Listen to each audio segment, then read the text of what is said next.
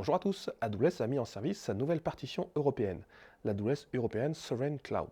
Mais concrètement, qu'est-ce qu'une partition chez AWS et quelles sont les spécificités de ce nouveau cloud?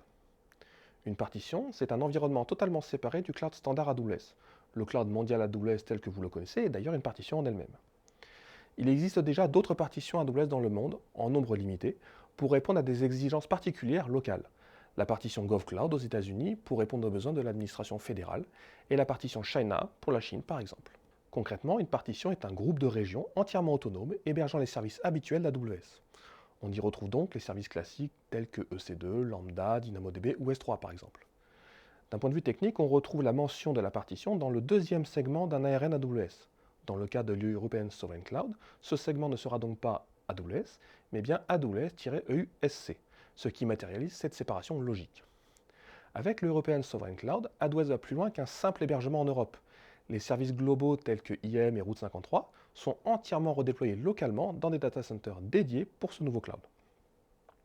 Les endpoints des services reçoivent d'ailleurs des noms de domaine délivrés par Route 53, utilisant des top-level domains strictement européens pour supprimer toute dépendance avec des services non européens. Les classiques points de terminaison en amazonaws.com sont donc remplacés par amazonaws.eu. L'exploitation et le support sont également réalisés par des personnels AWS résidant dans l'Union européenne et l'entité juridique dont dépend ce nouveau cloud est de droit purement européen et est basée en Allemagne. La toute première région ouverte est située en Allemagne, à Brandebourg, et AWS prévoit d'étendre cette région avec des local zones supplémentaires en Belgique, au Portugal et aux Pays-Bas pour vous permettre de déployer vos ressources au plus proche de vos utilisateurs. Attention, comme toute nouvelle région, AWS déploie les services progressivement. Tous les services AWS ne sont donc pas disponibles à date dans l'AWS European Sovereign Cloud. Environ 90 services sont d'ores et déjà disponibles. Pensez donc à consulter la documentation sur aws.eu pour connaître la grille actualisée des services disponibles et ceux en planification. La souveraineté numérique est une notion qui varie en fonction des pays, des clients et des cas d'usage. Vous vous demandez donc peut-être si cette solution apporte le niveau de souveraineté dont vous avez besoin.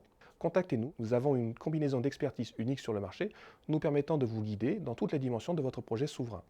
Si vous choisissez l'AWS European Sovereign Cloud, nos équipes, notamment françaises, peuvent vous accompagner dans la création ou la migration de vos applications sur ce nouveau cloud. Deloitte est d'ailleurs partenaire AWS en France, en Europe, mais partout dans le monde. N'hésitez pas à nous contacter.